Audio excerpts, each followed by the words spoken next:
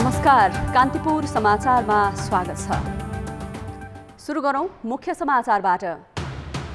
प्रधानमन्त्री ओलीलाई अर्को धक्का। प्रतिनिधि सभा विघटनपछिको मन्त्री परिषद विस्तार सर्वोच्च न्यायालयद्वारा अमान्य घोषणा। 20 मन्त्री पदमुक्त। जोखिम कायमै रहे पनि निषेधाज्ञा खुकुलो बनाउन हतार गरिएकामा स्वास्थ्य मन्त्रालयको असन्तुष्टि। काठमाडौँ उपत्यकामा भिडभाड बढ्यो। वायु सेवा निगममा रणनीतिक साझेदार भित्र्याउने योजना 20 वर्षदेखि अलपत्र। सञ्चित नोक्सानी 9 अर्ब 55 करोड नाघ्यो। कोभिड विरुद्धको 86% खोप धनी र शक्तिशाली मुलुकले ओगटे। गरिब मुलुक खोप पाउनबाटै वञ्चित भएकामा विश्व स्वास्थ्य सङ्गठनद्वारा चिन्ता व्यक्त। र युरो कपमा नकआउट चरण प्रवेशका लागि स्कटल्यान्ड र क्रोएसिया भिड्दै। इङ्ल्यान्डको प्रतिस्पर्धा चेक रिपब्लिकसँग।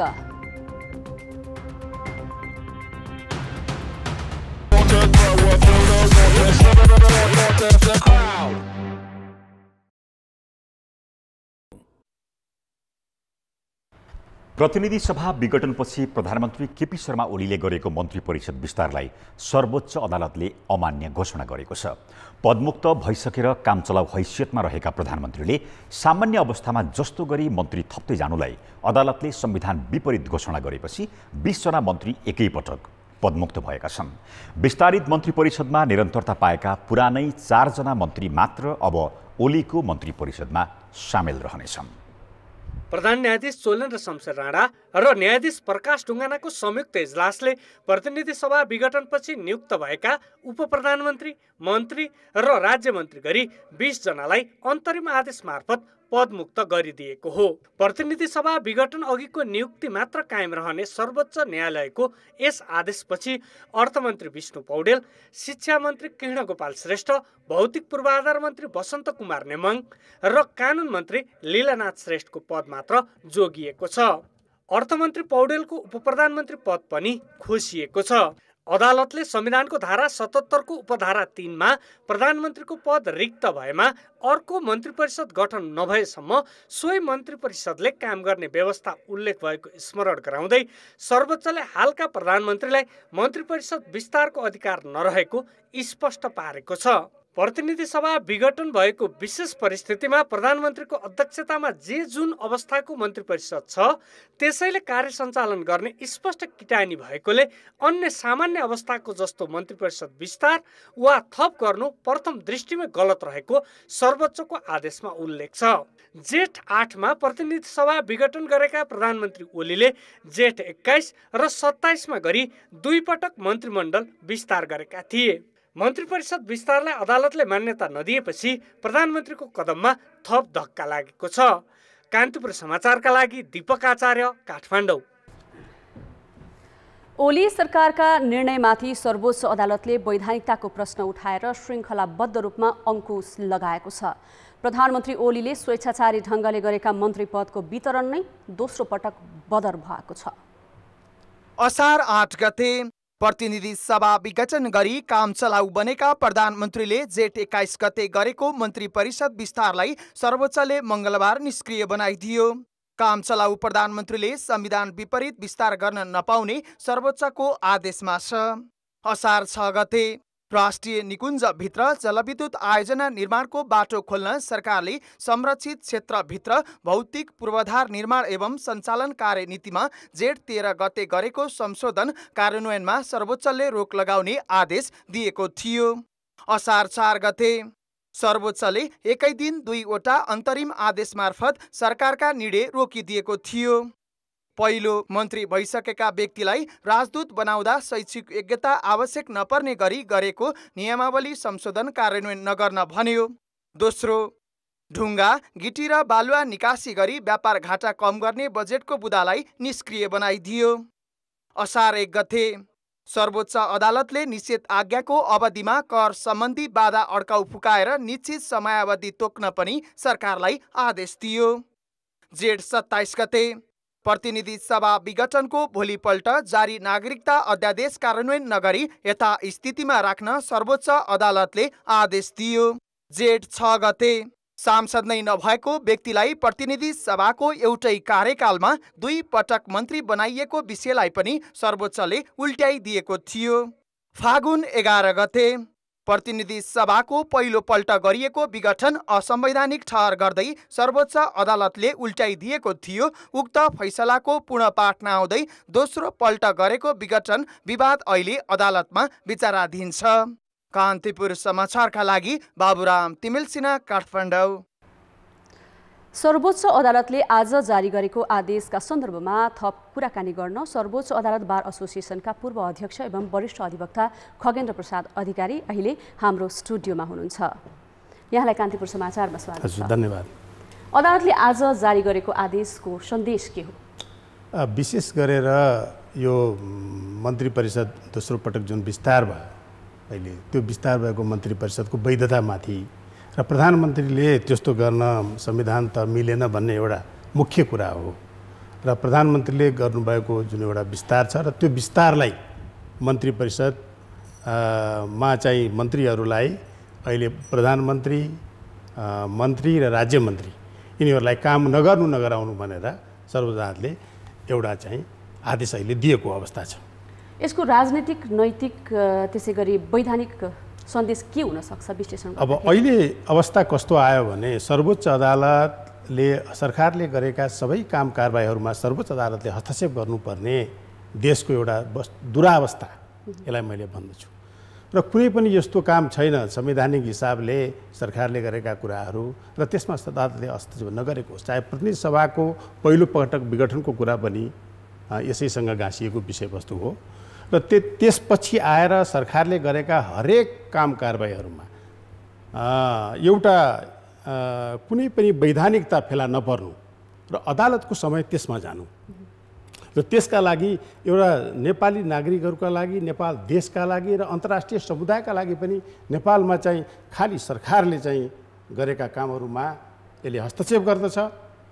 कोर्टबाट हस्तक्षेप नगरिकन कुनै पनि कुराको चाहिँ निकास निस्कँदैन भन्ने कुराको सन्देश अहिले आम जनमानसमा गएको छ र अन्तर्राष्ट्रिय स्तरमा पनि अब सरकारले गरेका कामका वैधानिकतामाथि हरेक कुरामा प्रश्न उठ्छन् भन्ने कुराको एउटा चाहिँ मेसेज गएको छ। अब मन्त्री परिषद के हुन्छ त? अब प्रधानमन्त्री सहित अरू 4 मन्त्रीहरू मात्रै रहन्छन् या पुरानोहरू फर्कने सम्भावना छ कि छैन? अहिले अदालतले बेसिकली 3टा कुरामा आदेश गरेको छ। मुख्यतया एउटा गरेको छ प्रधानमन्त्रीले गर्नुभएको जुन विस्तार छ त्यो संवैधानिक छैन। संविधानको भावना, संविधानको मूल मर्म र त्यसको लेटर र स्पिरिट भन्छ, अक्षर र भावना अनुकूल छैन भन्ने एउटा अहिलेको आदेशको मुख्य एउटा निचोड हो। दोस्रो कुरा के हो भने नियुक्त भएका जो मन्त्रीहरू छन् र तिनीहरूले चाहिँ काम नगराउनु भनेर तोकिदिएको अवस्था छ। अदालतले आदेश गरेर इन्टरभेन गरेको छ र अब अहिले गर्दाखेरि जजेसलाई बाहेकै बनाएको छ। एकजना विष्णुप्रसाद पौडेल उप प्रधानमन्त्री र 4 जना मन्त्रीहरू बाहेक अरूले काम नगराउनु भनेर उनीहरूलाई एउटा सङ्केत दिएको छ।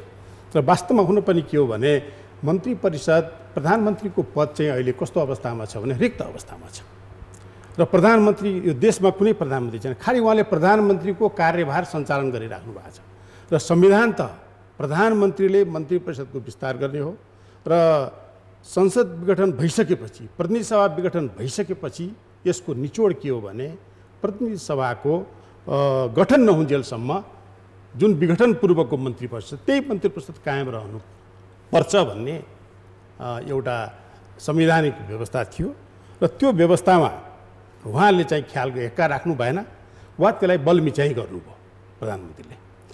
यसअघि पनि नि निर्वाचितै नभएका व्यक्तिहरूलाई मन्त्री बनाइएको छ हैन? यसअघिका यस खालका कदम, प्रधानमन्त्रीको कदममा पनि अदालतले रोक लगाएको थियो।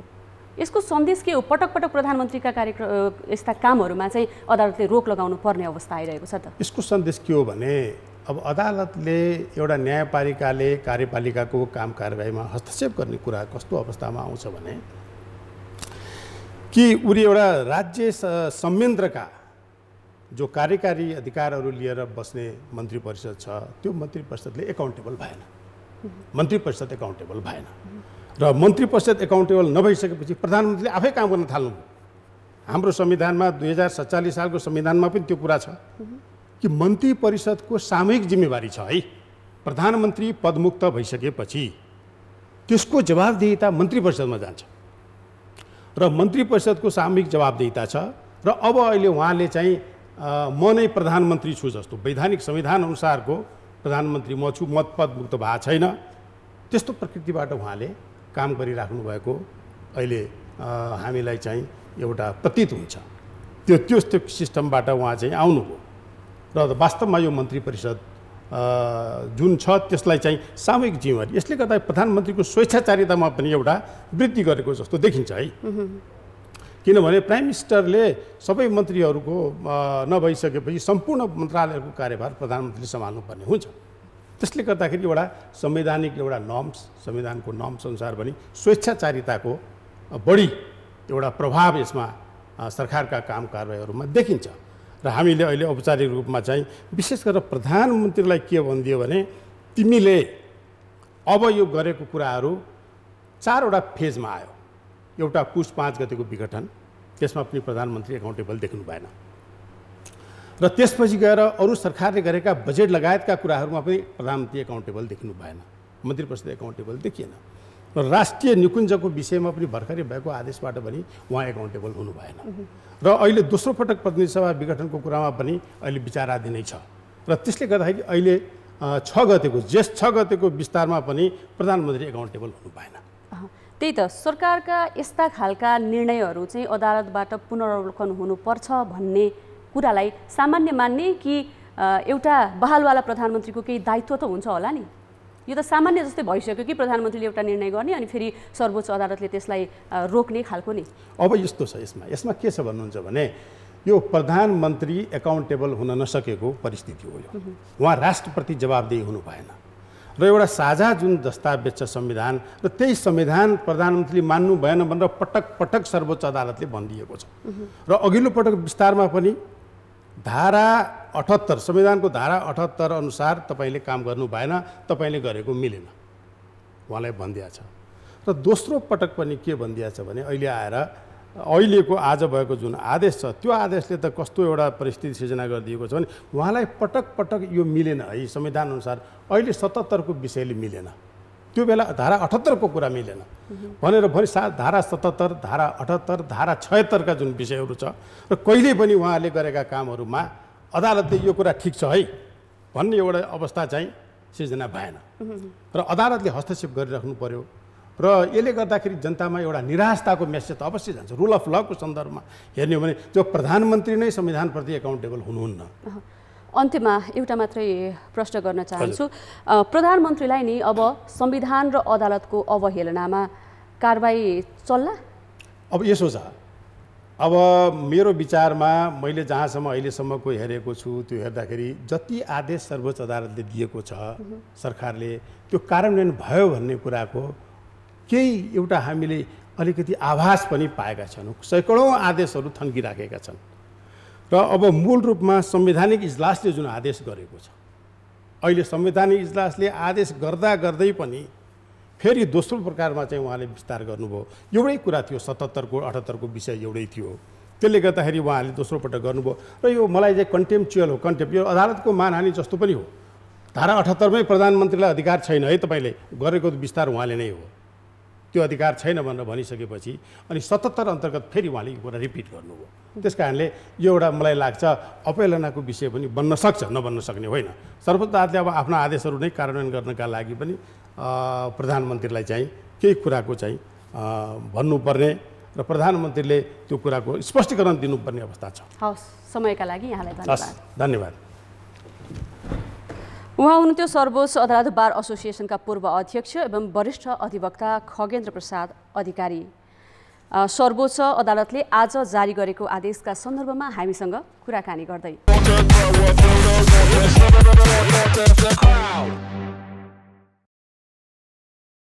अब बाँकी समाचार। विपक्षी गठबन्धनले वर्तमान सरकारले आन्दोलनका उपलब्धि र राष्ट्रिय हितमा आघात पुर्याएको आरोप लगाएको छ। नेपाली कङ्ग्रेस, माओवादी केन्द्र र एमालेकै असन्तुष्ट खेमासहित 5 दलले आज जारी गरेको विज्ञप्तिमा गणतन्त्रलाई सुदृढ गर्ने, कानुनी शासन, राष्ट्रिय हित एवं जनताको समृद्धितर्फ अग्रसर हुनुको साटो 3 वर्ष नबित्दै सरकारले प्रतिगामी पाइला चाल्दै राजनीतिलाई अस्थिर तुल्याएको उल्लेख छ। संविधानको सर्वोच्चताको उल्लङ्घन गरी स्वेच्छाचारी रूपमा प्रतिनिधि सभाको दुई पटक विघटन, अध्यादेशद्वारा शासन सञ्चालन, संवैधानिक अङ्ग लगायत राज्यका निकायहरूको दुरुपयोग जस्ता कार्यले सरकारको अकर्मण्यता र गैर जिम्मेवारीपन देखिएको पनि विज्ञप्तिमा उल्लेख छ। सरकारद्वारा स्वतन्त्र न्यायपालिकालाई धम्क्याउने र निर्वाचन आयोगलाई नियन्त्रण गर्ने षड्यन्त्र भइरहेको भन्दै विपक्षी दलहरूले आयोगले पनि दल सम्बन्धी विवादमा कानुनी व्यवस्था र परम्पराको निरन्तर उल्लङ्घन गरेको आरोप लगाएका छन्। विज्ञप्तिमा देश र जनताको सर्वोपरि हित, संविधान, लोकतन्त्र र कानुनी शासनको संरक्षण र सम्वर्धनका लागि आफ्नो स्थानबाट सक्रिय भूमिका खेल्न सबैलाई आह्वान गरिएको छ। ब्रेकपछि समाचारमा स्वागत छ। निषेधाज्ञा खुकुलो पारेकै दिन कोभिड संक्रमण दर बढेर 30% पुगेको छ। पछिल्लो 24 घण्टामा 3703 संक्रमित थपिएका छन् भने कोभिडका 41 बिरामीको मृत्यु भएको छ। स्वास्थ्य मन्त्रालयका अनुसार 12,204 जनाको PCR परीक्षण गर्दा 30.3% कोभिड पुष्टि भएको छ। सोमबार संक्रमण दर 24% थियो। यस्तै 4,709 जनामा एन्टिजेन परीक्षण गर्दा 819 जनामा संक्रमण देखिएको छ। आज काठमाडौँमा मात्र 310 संक्रमित थपिएका छन्। मन्त्रालयका अनुसार आज 4,952 जना संक्रमणमुक्त भएका छन्, जसका कारण सक्रिय संक्रमितको संख्या 54,000बाट झरेको छ। कोभिडका 761 बिरामीको आइसियु र 218 जनाको भेन्टिलेटरमा उपचार भइरहेको छ। यसैबीच मन्त्रालयले आजबाट सरकारी अस्पताल र मेडिकल कलेजलाई मात्र कोभिड अस्पताल तोकेको छ। कोभिडका बिरामीको उपचारका लागि सम्झौता गरेका निजी अस्पताललाई 10 दिनपछि शोध भर्ना नदिने मन्त्रालयले जनाएको छ। यस्तै सरकारले तोकेभन्दा बढी शुल्क लिने निजी अस्पताललाई कारबाहीको चेतावनी दिएको छ। काठमाडौँ उपत्यकामा मंगलबारदेखि निषेधाज्ञा खुकुलो पारिए लगत्तै सडक र बजार व्यवसायमा चहल पहल बढेको छ। सवारीमा जोर बिजोर प्रणाली लागू भएपछि सडकमा सवारी साधनहरूको भिड लाग्न थालेको छ भने सरकारी कार्यालय पनि सबैजसो खुलेका छन्। तर स्वास्थ्य सावधानीमा भने व्यवस्था गरिएको छ। कडा नियमसहित वैशाख 16बाट उपत्यकामा जारी निषेधाज्ञा मंगलबारबाट केही खुकुलो पारिएपछि सडक बजार र कार्यालयहरूमा चहल पहल हत्तै बढेको छ। असार 14 गतेसम्म निषेधाज्ञा थप गर्दा सवारी साधनमा जोरबिजोर प्रणाली लागू गरिएको छ भने बजार पसल खोल्नका लागि निश्चित बार र समय दिइएको छ। सरकारी कार्यालयहरू पनि खुलेका छन्, तर उपत्यकामा कोरोना संक्रमण टरिसकेको छैन। भिड एकाएक बढ्दा समेत महामारीबाट जोगिन न स्वास्थ्य सावधानीमा कडाई गरिएको छ न त सेनिटाइजरको व्यवस्था नै गरिएको छ। ठिकै रहेछ। आज त हाम्रो छोराको नागरिकता बनाउन आएको, मेरो बनाइसक्यो। खासै त्यस्तो त देखेन। यहाँ डिस्टेन्स मेन्टेनेन्स गरिदिने अनि सेनिटाइजरहरूको व्यवस्था गरिदिने, त्यो चाहिँ भए राम्रो हुन्थ्यो। बिहेको मौसम भएकाले मंगलबार सबैभन्दा धेरै भिडभाड गहना पसलमा देखियो। अन्य व्यापार व्यवसायका पसलहरूमा समेत मानिसहरूको आउजाउ बाक्लै थियो। तर कतिपयले त मास्क समेत नलगाई हिँडडुल गरिरहेका थिए। भौतिक दूरी कायम गर्नुपर्नेमा पनि धेरैले वास्ते गरेको देखिएन।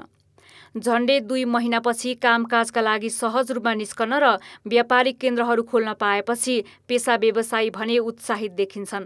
त्यति ग्राहक त छैन, कस्टमर त छैन। अब यो सरकारले अलिकति राहत चाहिँ गरिदिएको छ, अलिकति भए पनि अब आजबाट खोल्न दियो, अब हौसला पनि बढ्छ सबै चिजको। त्यही त हो। सरकारले स्वास्थ्य सावधानी अपनाएर सोमबार, बुधबार र शुक्रबार 11 बजेदेखि 4 बजेसम्म सपिङ मल, खेलकुद सामग्री, फेन्सी, टेलरिङ, गिफ्ट पसल खोल्न पाइने भनेको छ। तर प्रशासनको निर्देशन अटेर गर्दै मंगलबार नै व्यापारीहरूले कपडा तथा जुत्ता पसलहरू समेत खोलेका छन्। कमै परीक्षण हुँदा समेत काठमाडौँ उपत्यकामा अहिले पनि सरदर 500 को संख्यामा संक्रमित देखिने गरेका छन्। त्यसमाथि विज्ञहरूले कोरोनाको तेस्रो लहर छिट्टै आउने बताइरहेका छन्। त्यसैले स्वास्थ्य सावधानीमा लापरवाही गर्ने हो भने निषेधाज्ञाको लचकता महामारी फेरि फैलने कारण बन्न सक्छ। कान्तिपुर समाचारका लागि क्यामेरामा हरिशरण तिमसिना र रूपक कोइरालाका साथ अञ्जना लामिछाने, काठमाडौँ। निषेधाज्ञा खुकुलो पार्ने विषयमा स्वास्थ्य र अन्य मन्त्रालयबीच एकमत नभएको पाइएको छ। कोभिड संक्रमण दर उच्च रहेकाले निषेधाज्ञा खुकुलो बनाउने बेलै नभएको र यसले जुनसुकै बेला महामारी विस्फोट बन्न सक्ने चेतावनी मन्त्रालयले दिएको छ। कोभिड रोकथामका लागि काठमाडौँ उपत्यकामा वैशाख 16 गते निषेधाज्ञा जारी गरिएको थियो। त्यति बेला आवागमनमा निकै कडाई थियो। जेठ 14 देखि एक साता खाद्यान्नका पसल समेत खोल्न दिइएन। तर मंगलबारबाट निषेधाज्ञा निकै खुकुलो पारिएको छ। सडकमा सवारी साधनको भिड बढेको छ भने बजारमा पनि उस्तै चहल पहल छ। तर कोभिड संक्रमण दर 30% को हाराहारीमा रहेको अवस्थामा भिडभाड बढाउने निर्णयप्रति स्वास्थ्य मन्त्रालय सन्तुष्ट छैन। भिडभाडले फेरि भयावह स्थिति हुन सक्ने आफ्नो चेतावनीलाई आर्थिक गतिविधि बढाउने नाउँमा व्यवस्था गरिएको उसको गुनासो छ। स्वास्थ्य मन्त्रालयले महामारीको अवस्था सिद्धेको छैन, अझै हामी लकडाउन कायमै गर्नुपर्छ भनेर हामीले मिटिङमा उठाइराखेका छौँ।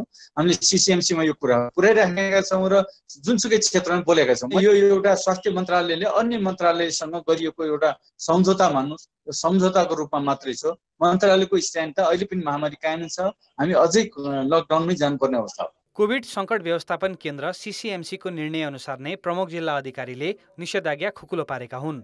सीसीएमसीका अध्यक्ष प्रधानमन्त्री केपी शर्मा ओली हुन्। त्यहाँ स्वास्थ्य मन्त्री पनि सदस्य छन्।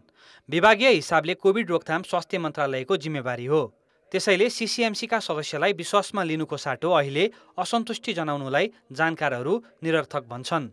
सरकारका सबै निकायको एकमत नभएकैले कोभिड रोकथाममा जताततै भद्रगोल देखिएको उनीहरूको बुझाइ छ। हामीले त भनेकै हो, अब मान्दै मान्दैन सरकार भनेर उहाँहरू पनि दोषमुक्त हुने तरिकाले मात्रै जाने खालको कुरा चाहिँ उहाँको पनि एकदमै त्यो अति हो। त्यो उहाँको पनि एक्सट्रिम खालको कुरा हो र सरकारले पनि उनीहरूले भनेको कुरा केही पनि होइन।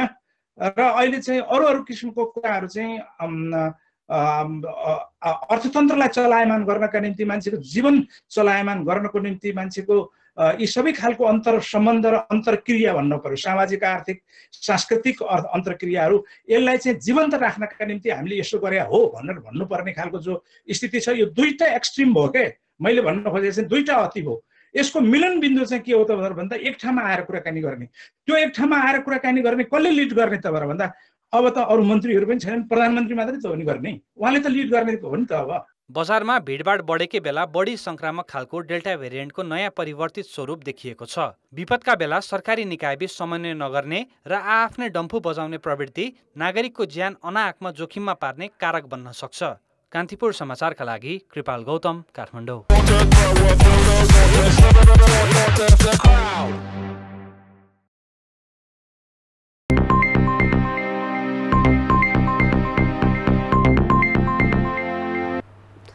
लगानी बोर्डले 2वटा जलविद्युत आयोजनाका लागि 97 अर्ब रुपियाँ भन्दा बढीको लगानी स्वीकृत गरेको छ। प्रधानमन्त्री निवास बालुवाटारमा आज बसेको बैठकले माथिल्लो तमोर र तल्लो मनाङ मर्स्याङ्दी जलविद्युत आयोजनामा लगानी स्वीकृत गरेको हो। ताप्लेजुङमा बन्ने 285 मेगावाटको माथिल्लो तमोरका लागि करिब 64 अर्ब र 139 मेगावाटको तल्लो मनाङ मर्स्याङ्दी आयोजनाका लागि 33 अर्ब 41 करोड रुपियाँ लगानी स्वीकृत गरेको बोर्डले जनाएको छ। बोर्डले प्रधानमन्त्रीको गृह जिल्ला झापाको दमकमा निर्माण गर्न लागि औद्योगिक पार्कको विस्तृत परियोजना प्रतिवेदन DPR स्वीकृत गरेको छ। बैठकले पश्चिम सेती जलविद्युत आयोजनाको विकास तथा लगानीको खाका तयार पार्ने प्रयोजनका लागि अध्ययन गरी सुझाव दिन राष्ट्रिय योजना आयोगका उपाध्यक्षको संयोजकत्वमा समिति गठन गरेको छ। नेपाल वायु सेवा निगमलाई अन्तर्राष्ट्रिय बजारमा प्रतिस्पर्धी बनाउनका लागि रणनीतिक साझेदार भित्र्याउने चर्चा चलेको 20 वर्ष नाग्यो। यसबारे 7 पटक अध्ययन नै भइसकेको छ, तर रणनीतिक साझेदार भित्र्याउने विषयमा कुनै प्रगति भएको छैन। निगम भने व्यवस्थापकीय कमजोरीका कारण वर्षेनी आर्थिक रूपमा ओह्रालो लागिरहेको छ। नेपाल वायु सेवा निगमको सुधारका लागि सरकारले पछिल्लो पटक 2076 साउनमा पूर्व सचिव सुशील घिमिरेको संयोजकत्वमा कार्यदल गठन गर्यो। त्यस कार्यदलले असोजमै प्रतिवेदन बुझायो, जसमा निगमको आर्थिक अवस्था सुधारका लागि रणनीतिक साझेदार भित्र्याउन सुझाव दिएको थियो।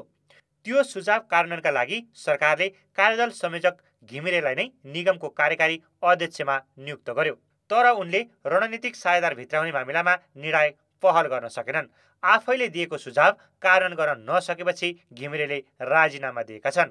50 करोडको अथराइज क्यापिटलमा रणनीतिक साझेदार ल्याउन सक्ने सम्भावना छैन, किनभने आधा सेयर दिँदाखेरि पनि जम्मा 25 करोडको मात्रै एउटा रणनीतिक साझेदार आउने भएको हुनाले हामीले त्यसलाई स्थिर पुँजी बढाउनको लागि असारको लास्ट गत वर्षको असारको महिनाको अन्तिमतिर सञ्चालक समितिबाट स्थिर पुँजी 50 अरब पुर्याउनको लागि चाहिँ निर्णय गर्यौँ र त्यो निर्णय गरिसकेपछि पर्यटन मन्त्रालय हुँदै अर्थ मन्त्रालयमा गएको थियो। त्यसले गर्दाखेरि रणनीतिक साझेदारको पूर्वाधार अथवा सुरुको कदम भनेकै त्यो जुन एउटा अथराइज क्यापिटल बढाउनु पर्ने थियो त्यो काम नै अहिलेसम्म अड्किरहेको हुनाले यसमा चाहिँ अगाडि बढाउन सकिएको छैन। सरकारले यसअघि पनि 6 पटक यस्तै अध्ययन कार्यदल बनाएको थियो। ती सबैले निगमलाई प्रतिस्पर्धी बनाई आर्थिक अवस्था सुधारका लागि कम्पनीमा रूपान्तरण गरी रणनीतिक साझेदार भित्राउन सुझाव दिएका थिए। तर ती सुझाव प्रतिवेदन दराजमा थन्काउने बाहेक कुनै प्रगति भएन।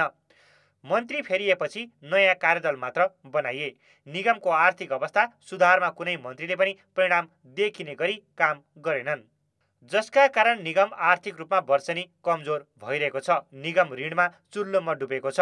उसको सञ्चित नोक्सानी 9 अर्ब 55 करोड पुगिसकेको छ भने सरकारलाई 3 अर्ब 60 करोड सामा र 4 करोड 30 लाख ब्याज बुझाउन बाँकी छ। उसले विभिन्न बैंक तथा वित्तीय संस्थालाई तिर्नुपर्ने ऋण 39 अर्ब नागिसकेको छ। यसबाहेक भाखा नागेको ऋण 53 करोड छ। रणनीतिक साझेदार भित्र्याउँदा निगममा आफ्नो बोलवाला नचल्ने, विभागीय मन्त्रीको बुझाइ र काम नगरी जागिर खाने बानी लागेका कर्मचारी निकालिन सक्ने भएले पनि प्रगति हुन नसकेको हो। राजनीतिज्ञहरूले अब अलिकति अनावश्यक रूपमा त्यहाँ कर्मचारीहरू भर्ना गरे हुन्छ, अनि त्यसको प्रमुख कार्यकारी अधिकृत छान्ने अवसर पनि उनीहरूलाई मिल्छ। त्यसबाट केही राजनीतिक सामाजिक लाभहरू पनि हुन्छ।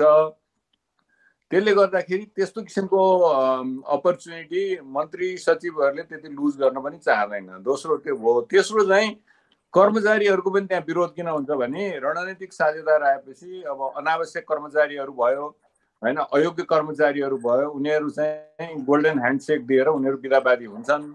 त्यसकारण कर्मचारीहरूको पनि यो प्राथमिकतामा पर्दैन। रणनीतिक साझेदार भित्राउन निगमलाई कम्पनीमा लैजानुपर्छ, तर निगमको स्थिर पुँजी अहिले 50 करोड मात्र छ। निगमले पुँजी अब 50 अर्ब पुर्याउनका लागि 1 वर्षअघि गरेको प्रस्ताव अर्थ मन्त्रालयले बल्ल स्वीकृत गरेको छ। कान्तिपुर समाचारका लागि सुदिल पोखरेल, काठमाडौँ। लगातार 4 दिनको गिरावटपछि शेयर बजार फेरि उकालो लागेको छ। बजार मापन गर्ने परिसूचक आज 79.4 अङ्कले बढेर 2900 अङ्कमाथि पुगेको हो। 13वटै समूहले परिसूचक बढाएर 2913 अङ्कमा पुर्याएका छन्। 175वटा कम्पनीका लगानीकर्ताको सम्पत्ति बढेको छ। वित्त, जलविद्युत र विकास बैंक समूहको परिसूचक 5% भन्दा धेरैले बढेको छ। यस्तै लगानी समूहको परिसूचक 4% तथा बैंक, जीवन बिमा, निर्जीवन बिमा र उत्पादनमूलक समूहको परिसूचक 2% भन्दा धेरैले बढेको छ। बजारमा आज 10 अर्ब 28 करोड 62 लाख रुपियाँको कारोबार भएको नेपाली स्टक एक्सचेन्जले जनाएको छ। 3025 अङ्कमा पुगेको नेप्से परिसूचक 4 कारोबार भएको दिनमा 191 अङ्कले घटेको थियो।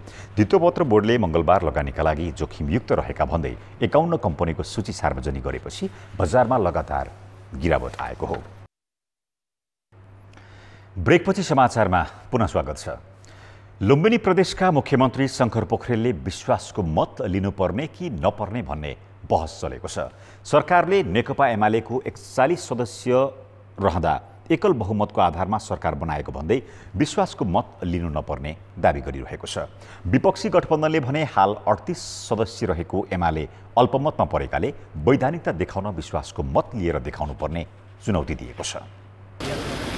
वैशाख 19मा सरकार गठनका बेला लुम्बिनी प्रदेश सभामा रहेका 81 सदस्य मध्ये एमालेका मात्रै 41 सांसद रहेको बताउँदै मुख्यमन्त्रीमा शङ्कर पोखरेलले संविधानको धारा 168 को उपधारा 1 अनुसार शपथ लिएका थिए। यसपछि भने नेकपाबाट चुनाव लडेकी दाङकी बिमला कुमारी खत्रीले माओवादी केन्द्र रोजिन्। प्रदेश सभा सदस्य दाङका कमल डाँगी र कपिलवस्तुका दीर्घनारायण पाण्डेले राजीनामा दिएपछि अहिले एमाले 38 प्रदेशसभा सदस्यमा खुम्चिएको छ।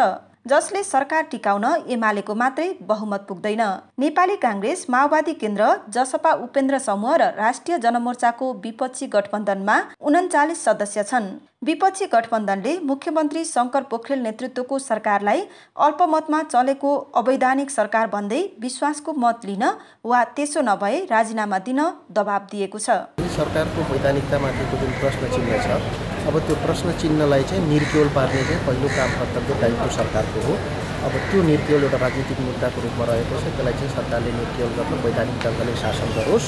मेरो अनुरोध छ कि माननीय मुख्यमन्त्रीलाई छिटै नैतिकताको आधारमा राजीनामा दिन, सिङ्गो प्रदेशलाई यो निश्चय द्वन्द्व र मुठभेडबाट अलग गर्नका लागि म अनुरोध गर्न चाहन्छु। र यदि त्यस्तो भएन भने हाम्रो विपक्षी गठबन्धनको तर्फबाट राजनीतिक र सम्पूर्ण कामले प्रतिवाद गर्ने जानकारी सहित मेरो भनाइ गर्छु। एमालेले अहिले जसपा महन्त ठाकुरका 4 सदस्यलाई सरकारमा सहभागी बनाएर सरकार पक्षको संख्या 42 पुर्याएको छ। संविधान अनुसार 2 दलको सरकार हुँदा संविधानको धारा 168 को उपधारा 2 अनुसार प्रदेश सभाबाट विश्वासको मत लिनुपर्छ। तर सत्तापक्षीय एमाले भने तत्कालीन अवस्थामा संविधानको धारा 168 को उपधारा 1 अनुसार पूर्ण बहुमतको एमाले सरकार बनेकाले विश्वासको मत लिनु नपर्ने अडानमा छ। कानुनी हिसाबले हामीसँग 45 छ, यद्यपि अहिले व्यवहारिक हिसाबले हामी बहुमतमा छौँ, हामीसँग 42 को सङ्ख्या छ। त्यसो भएको हुनाले नीति कार्यक्रम बकाइदा हामी संसदबाटै पास गर्छौँ, बजेट पनि हामी प्रस्तुत संसदमै गर्छौँ र संसदबाटै बजेट पनि पारित गर्छौँ र संसदबाट भागेर बाहिर गएर अर्कै माध्यमबाट सरकार चलाउने उद्देश्य हाम्रो छैन। सत्तापक्ष र विपक्षको संविधानको फरक व्याख्या र विरोधका बावजुद लुम्बिनी प्रदेशमा आगामी वर्षको नीति कार्यक्रम पारित भयो। असार 1 मा बजेट पनि सार्वजनिक भयो। तर अल्पमतमा रहेको सरकारले ल्याएको बजेट सम्बन्धी छलफलमा भाग नलिने भन्दै विपक्षी गठबन्धनका प्रदेशसभा सदस्यहरूले बैठक बहिष्कार गरेपछि असार 6 मा बजेटमाथिको छलफलका लागि बोलाइएको प्रदेशसभा अवरुद्ध भयो। सत्तापक्ष जसरी पनि सरकार टिकाउने रणनीतिमा छ। विपक्षी दल कांग्रेस, माओवादी केन्द्र, जनता समाजवादी पार्टीको उपेन्द्र यादव समूह र राष्ट्रिय जनमोर्चा जसरी पनि सरकार ढलाउने कसरतमा छ। आफू सत्तामा टिक्न वा सत्तामा जान प्रदेशसभा सदस्यको किनबेच, राजीनामादेखि दल परिवर्तनको खेल भइरहेको लुम्बिनी प्रदेशमा कुन दलले कति बेला के गर्ने हुन् टुङ्गो छैन। कान्तिपुर समाचारका लागि क्यामेरामा स्वस्तिक श्रेष्ठका साथ अमृता अनमोल, बुटबल, रूपन्देही। अब जनमतको अन्तिम परिणाम। जनमतमा हिजो हाम्रो प्रश्न थियो, शिक्षक सेवा आयोगमा 5 महिना अघि नै पदाधिकारी सिफारिस भए पनि किन नियुक्त नगरिएको होला? ए. प्राथमिकतामा नपरेर, बी. राजनीतिक स्वार्थ र सी.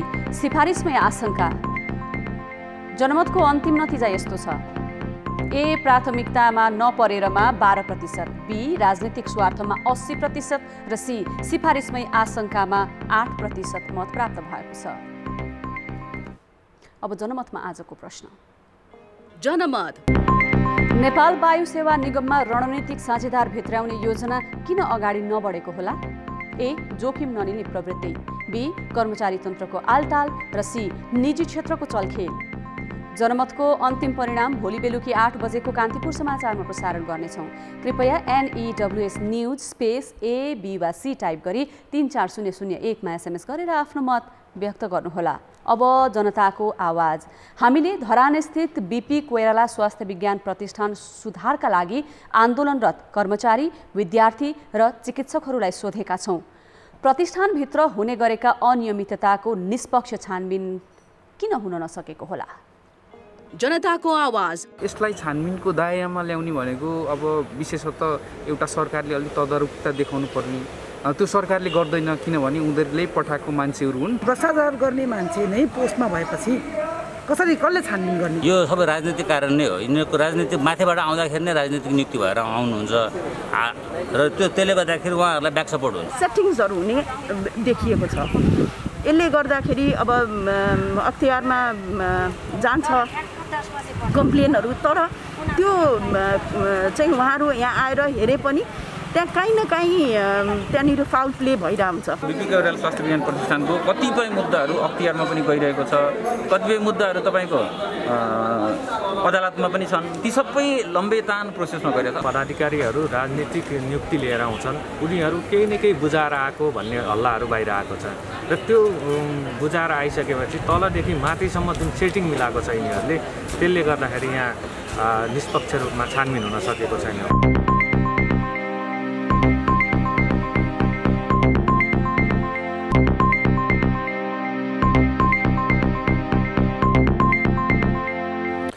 नमस्कार, कान्तिपुर खेलकुद समाचारमा स्वागत छ।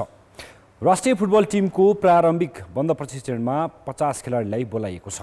मुख्य प्रशिक्षक अब्दुल्लाह अल मुताहिरले आज खेलाडी छानेको अखिल नेपाल फुटबल सङ्घ एन्फाले जनाएको छ।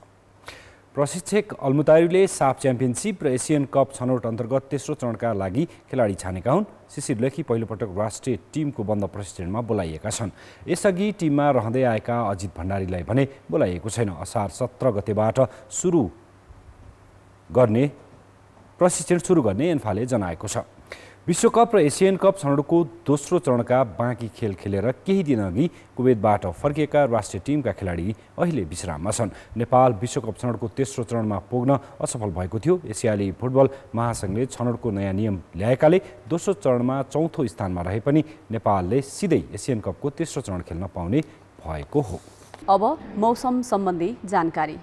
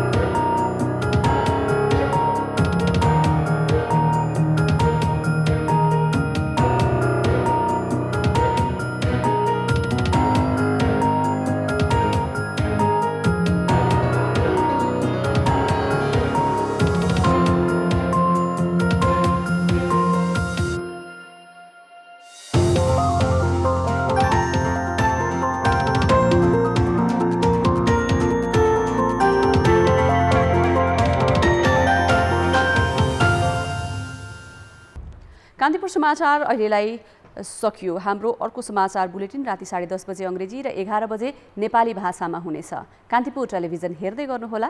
नमस्ते।